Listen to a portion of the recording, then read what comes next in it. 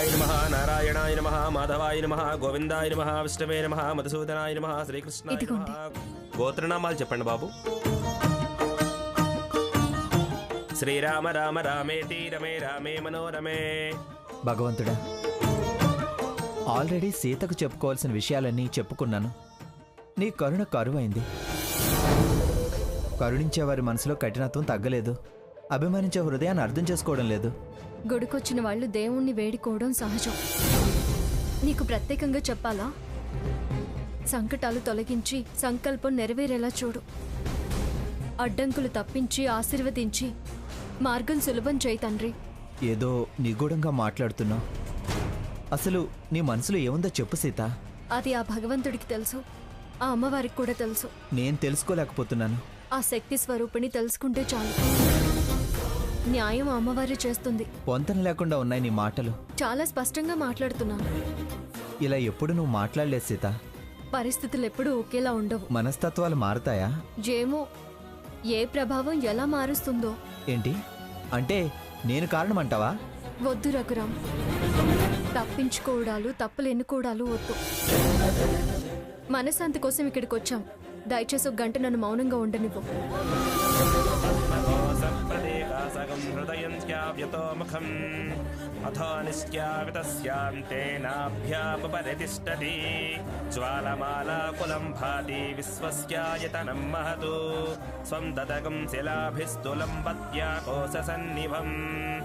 ప్రసాదం తీసుకోండి బాబు. అమ్మా, తనది కూడా నాకు ఇవ్వండి. వారికి ఇచ్చే.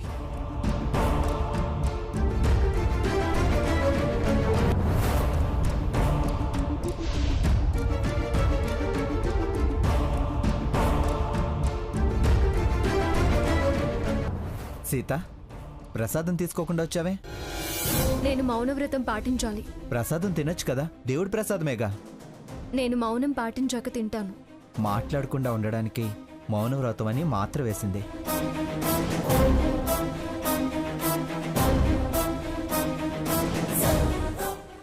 హలో రఘురామ్, ఇలా రా. ఇక్కడ మౌనంగా ఉన్న తను చూస్తూ గంట కూర్చోవడం కన్నా వెళ్ళి టైం పాస్ చేస్తే సరి. వస్తున్నా.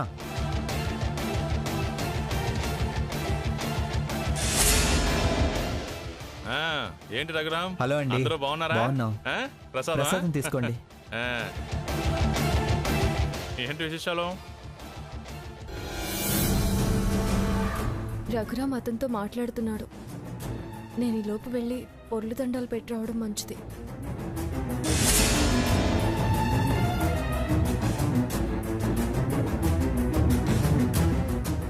సరే, నేను బయలుదేరుతాను. సరే అండి. ఏమైనా ఉంటే కాల్ చేయి.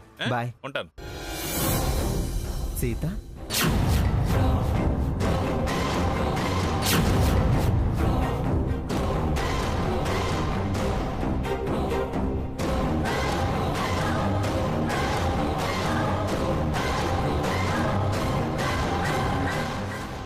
చాలా ఓవర్ చేస్తుంది సీత. ఇందుకే ఏదేదో మాట్లాడింది. చివరకు మాట ఇవ్వాల్సి వస్తుందని మౌనవ్రతం అని మాయమైంది. ఒకసారి ఫోన్ చేద్దాం.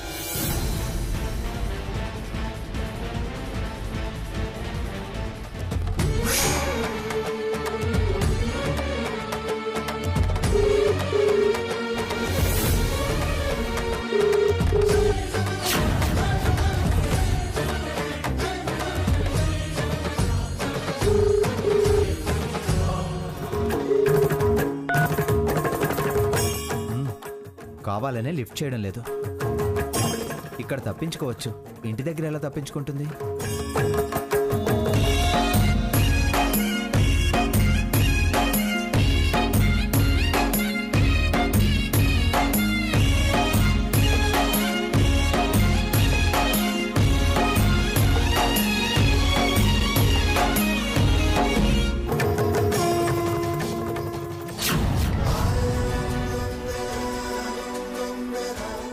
పూలు మోరెంత?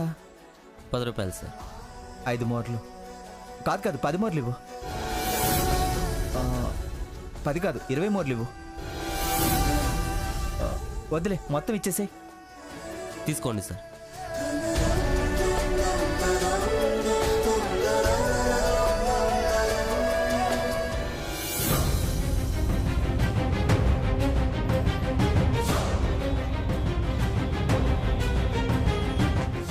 రఘురామేడి ఇంటికెళ్ళాడా? నేను ఇంటికి వెళ్ళిపోయాను అనుకుని వెళ్ళిపోయాడేమో. భగవంతుడా, నా మీద మరో ఉద్దేశం రఘుకి మాత్రం రాకుండా చూడు. నాలో ఏ కల్లా కపటం లేదు. నేను చేస్తున్న ఈ దీక్ష కట్టుకున్న వాడికి కూడా చెప్పనందుకు నన్ను మన్నించు. అందరినీ కనిపెట్టుకుని ఉండేవాడివి, నువ్వే కరుణించు.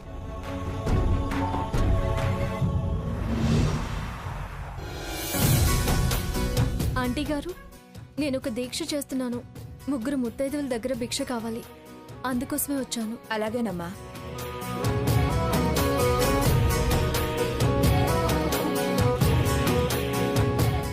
సరేనా అమ్మా? థ్యాంక్స్ ఆంటీ గారు. పర్లేదు. చాలా థ్యాంక్స్ ఆంటీ.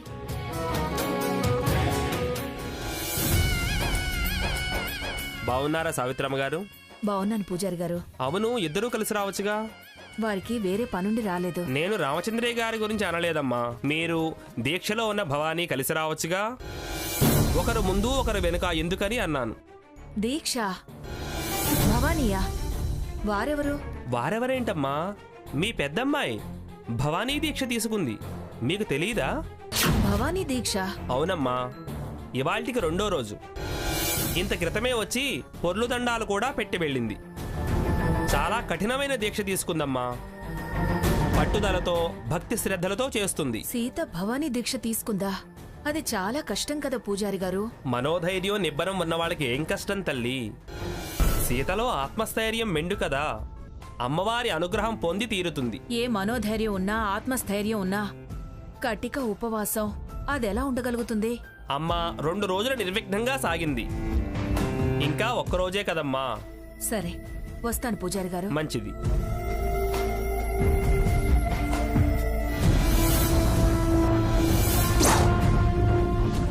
వద్దు. సీత, సీత, సీత. ఏమిట్రా, జంటగా వెళ్ళి ఒంటరిగా వచ్చి సీతా సీత అంటూ అరుచుకుంటూ వచ్చావు? అది వదిలేసి వెళ్ళిపోయిందా, నువ్వు వదిలేసి వచ్చావా? గుడి దగ్గర మిస్ అయింది నానమ్మా. ఇంటికి వచ్చేసి ఉంటుందని వచ్చాను. ఏంటి మిస్ అయిందా? అంత క్రౌడ్ ఉందా? క్రౌడ్ ఏం లేదు. క్రౌడ్ లేనప్పుడు నీ మిస్సెస్ అలా మిస్ అవుతుందిరా. తన వదిలి నువ్వెక్కడికి వెళ్ళావు? నిన్ను వదిలి తనెక్కడికి వెళ్ళింది? గుళ్ళో వెతికావా రఘురాం? వెతికాను పిన్ని, కానీ ఎక్కడా కనిపించలేదు. ఎక్కడికి వెళ్ళింటుంది? అసలు అది నిన్ను విడిచిపెట్టి ఎలా వెళ్ళింది? నువ్వెలా వెళ్ళనిచ్చావు? సరిగ్గా వెతికావా? దొరకలేదంటావు ఏమిట్రా? అసలు ఒకళ్ళ పక్కన ఒకళ్ళు ఉండగా కనపడకపోవడం ఏమిట్రా? దేవుడి దర్శనం తర్వాత తాను నేను వచ్చి ఓ మండపంలో కూర్చున్నాం. తను కాసేపు మౌనంగా ధ్యానం చేసుకుంటానని కూర్చుంది. అంతలో ఓ ఫ్రెండ్ పలకరించాడు. అతను నేను అలా మాట్లాడుకున్నాక చూస్తే సీత అక్కడ కనిపించలేదు. మీరు అక్కడే ఉండి మాట్లాడుకున్నారా, లేకపోతే ఎటన్నా పక్కకి వెళ్ళారా? మాట్లాడుతూ అలా కాస్త దూరం వెళ్ళాం. ఇంకే మరి, అది కళ్ళు తెరిచేసరికి నువ్వు కనిపించుండవు. నువ్వు వెళ్ళిపోయావేమోనని అది బయలుదేరి ఉండొచ్చు. బయలుదేరితే ఇంటికి రావాలి కదా, మరి ఇంటికి రాలేదుగా. అసలు ఒకళ్ళకొకళ్ళు కనిపించకుండా వాళ్ళ టెన్షన్లో వాళ్ళుంటే ఇంటికి రాలేదు కదా అని నీ ప్రశ్నలేమిటే? ఇంటికి రాంది మా అక్క. అయితే కావచ్చు, అది వాడి భార్య. వాడికన్నా దాని మీద నీకే ఎక్కువ ప్రేమ? అవును, నాకే ఎక్కువ. తను నిన్న మొన్న కలిసినోళ్ళు, కానీ మేము ఒక తల్లి కడుపున పుట్టిన వాళ్ళం. చిన్నప్పటి నుంచి కలిసి పెరిగిన వాళ్ళం. అదేమిటమ్మా, సీత ఎక్కడో తప్పిపోయినట్లు ఇక రానట్లు మాట్లాడతామే? నా భయం నాది. అంత భయపడాల్సిన అవసరమేం లేదు. అదేం ఊరికి కొత్త కాదు. ఒకవేళ మీ ఇంటికి వెళ్ళిందేమో. ఫోన్ చేయకపోయావా అన్నయ్య? చేశాన్రా, కానీ లిఫ్ట్ చేయలేదు. అంతలోనే అలా ఎలా మాయమవుతుందిరా? అక్కొస్తే కానీ నా మనసు కుదుట పడదు. అదేదో పసిపిల్ల అయినట్టు, దారి తప్పిపోతే ఇంటికి రాలేనట్టు. మనసు కుదుట పడదట, కుదుట పడదు. నీ నాటకం మాట్లాపవే. ఏంటో కొన్ని వాటంతటా వచ్చే కష్టాలు. కొన్ని చెల్లెలు తెచ్చిపెట్టేవి, కొన్ని అది కోరి కొని తెచ్చుకునేవి. 2 రోజుల ఉపవాసం, ఎలా ఉందో ఏమో. దీక్ష తీసుకుంటూ నాకు మాట మాత్రమన్నా చెప్పలేదు. ఏంటో చెప్పినా చెప్పకపోయినా కన్న తల్లిగా దాని యోగక్షేమాలు అడిగి ఆశీర్వదించడం నా బాధ్యత.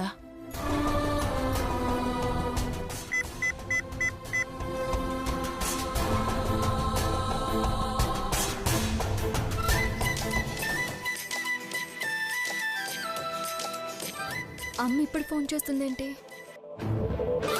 ఇంకా నయం, లోపలికి వెళ్ళాక చేస్తే అందరూ వినేవాళ్ళు.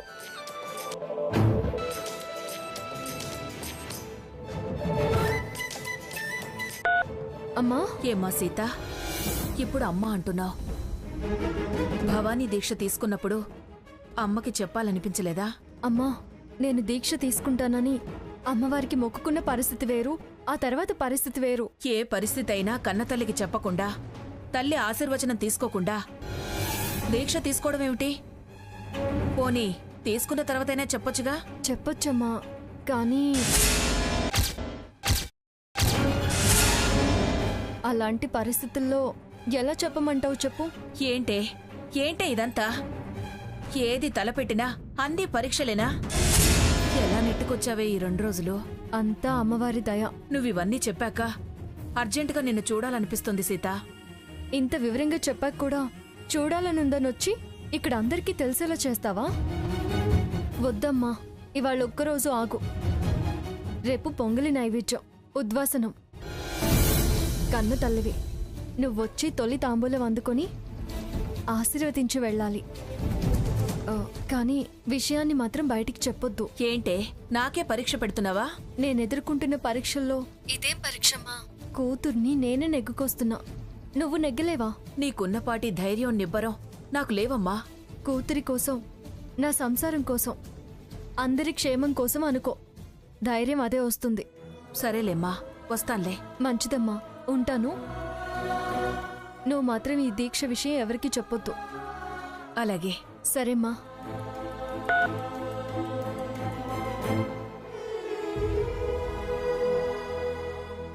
ఏరా, గుడికెళ్ళిన వాళ్ళు ఇద్దరు ఒక చోట కూర్చొని భక్తి శ్రద్ధలతో దర్శనం చేసుకుని తీర్థప్రసాదాలు తీసుకుని తిన్నగా ఇంటికి రావాలి గాని అదొక చోట కూర్చొని ధ్యానం చేయడం ఏమిటి? నువ్వెవరో ఫ్రెండ్తో మంతనాలేమిటి? పండగ రోజులు కలిసి వెళ్ళొస్తారని పంపిస్తే దాన్ని వదిలేసి రావటం ఏమిట్రా? అదిగో సీత వస్తుంది. అక్క, ఏ ఆగు, నాటకం పెంచకో. ఏళ్ల తరబడి తప్పిపోయిచ్చినట్టు ఆ పరుగేమిటి?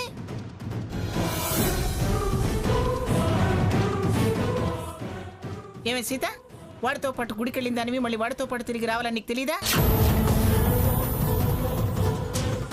అయినా ఒకరికొకరు చెప్పుకోకుండా వెళ్ళిపోవడం ఏమిటి? అరే, నువ్వు ఇంటికి వచ్చావేమోనని సీతా సీత అని వాడు వెతుక్కుంటున్నాడు. నేను కూడా రఘురాం కనిపించకపోయేసరికి ఇంటికొచ్చేసారేమో అనుకున్నాను అమ్మమ్మగారు. మంచి పని చేసావు, అందరినీ టెన్షన్ పెట్టావు. సర్లే, లోపలికెళ్ళు.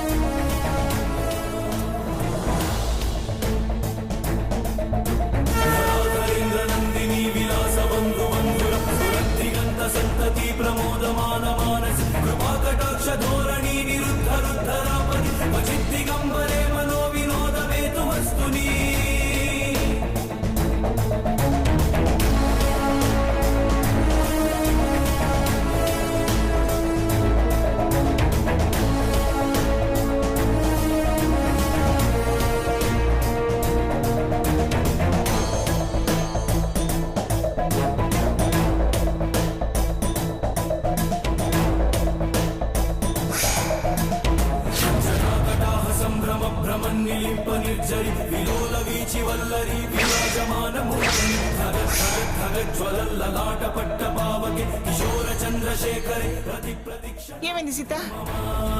సీత, ఏంటమ్మా ఏమైంది? ఏం లేదు, కొంచెం కళ్ళు తిరిగినట్టుంటేను. ఆ బియ్యం ఏమిటి? ముత్తైదువులు ఒడిబియ్యం పంచారమ్మగారు. గుడి దగ్గర నన్ను పిలుచుకు వెళ్లారు. అప్పుడే రఘురాం నేను ఇంటికొచ్చేసానని ఇంటికొచ్చేశాడు. నేను ఒడిబియ్యం తీసుకొచ్చేసరికి రఘురామ్ కనిపించలేదు. ఏరా, అది గుడెంతా వెతికానంటుంది, నువ్వు గుడెంతా వెతికానంటున్నావు. అంతోటి గుళ్ళో ఒకళ్ళనొకళ్ళు చూసుకోలేకపోయారా? తను వడిబియ్యం కోసం ముత్తైదువులతో ఆ గుళ్ళో ఉండుంటుంది, వీడెక్కడ చూసి ఉండడు. అవును తాతయ్య, నేను అటువైపు చూడలేదు. మంచి పని చేశారా, ఇద్దరు ఇద్దరే. అది ఇంటికి వచ్చిందని వీడు, వీడింటికి వచ్చాడని అది, మొత్తానికి చెరోదారిని ఇంటికొచ్చారు. ఇప్పటికే చాలా లేట్ అయిపోయింది. తిరిగి తిరిగి ఇద్దరు మొహాలు చూడండి ఎలా పీక్కుపోయాయో. వెళ్ళండి, కాస్త ఫ్రెష్ అయ్యి భోజనాలు చేయండి. ఆ విషయం వాళ్ళకి తెలియదా? అది నువ్వే చెప్పాలనా? ఏదో చెప్పాలనిపించింది చెప్పాను, అది కూడా తప్పేనా?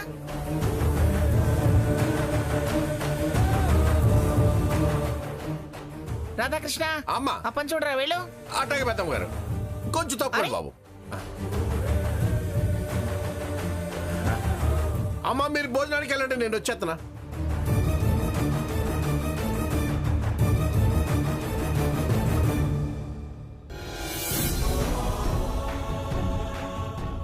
సీత,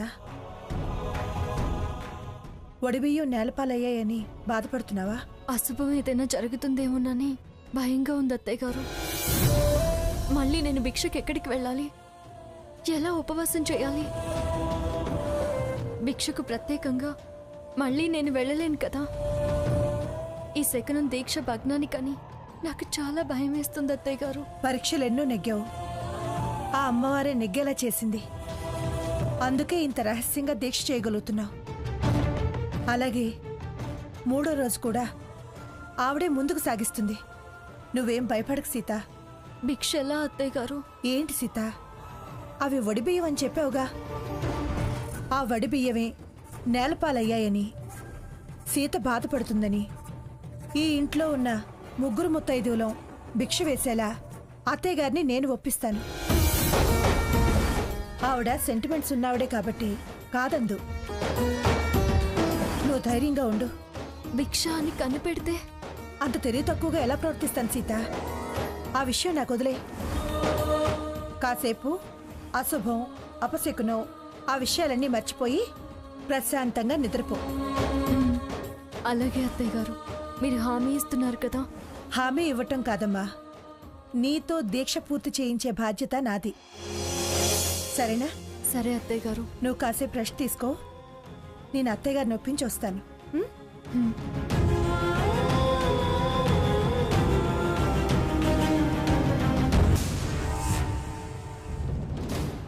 అత్తయ్య గారు, ఏమిటి అంత విచారంగా మొహం పెట్టి జాలిగా పిలుస్తున్నావు? ఏమిటి సంగతి? సీత చాలా బాధపడుతుంది అత్తయ్య గారు. తనని అలా చూస్తుంటే జాలేస్తుంది. అందుకే మీ దగ్గరకు వచ్చాను. ఎందుకే? ఎందుకు విచారం, బాధలు? అమ్మవారి గుళ్ళో ముత్తైదువులు పెట్టిన బియ్యం నేలపాలయ్యాయి కదా అత్తయ్య గారు. పొంగల్ చేసి అమ్మవారికి పెట్టాలి కదా. ఇప్పుడు ఎలా? ఏదైనా అపశకునం జరుగుతుందేమోనన్న భయంతో తను బాధపడుతుంది. అసలే పరిస్థితులు బాగోలేవు. మళ్ళీ గోరు చుట్టు మీద రోకల పోట్ల ఏదైనా జరుగుతుందేమోనని. మనం ఏమన్నా కావాలని పారబోసామా? అదే పారేసిందిగా, పైగా కింద పడిపోయింది. ఏం చేస్తాం? ఏదో ప్రత్యామ్నాయం ఉంటుంది కదా అత్తయ్య గారు. నాకేం తోచట్లేదు. నీకేమైనా తోస్తే చెప్పు. మన ఇంట్లో మనం 3 ముత్తైదువులు ఉన్నాంగా. మనం వడిబియ్యం పోస్తే సరిపోతుంది. అవే పొంగల్ చేసి అమ్మవారికి నైవేద్యం పెడుతుంది. అలాగే కానివ్వు. దాన్ని పిలిచి బియ్యం పట్టరపో. అలాగే అత్తయ్య. సీత, అత్తయ్య, అత్తయ్య గారికి వడిబియ్యం అని చెప్పాను. ఆవిడ సరే పోద్దామన్నారు. భిక్షాన్ తెలియనివ్వకు. అలా ఎలా అత్తయ్య గారు? భిక్షాన్ దేహి అని అడగాలి కదా. అది నేను చెప్పాలా సీత? అవసరార్థం. ఎలాగోలా మనసులో అనుకో.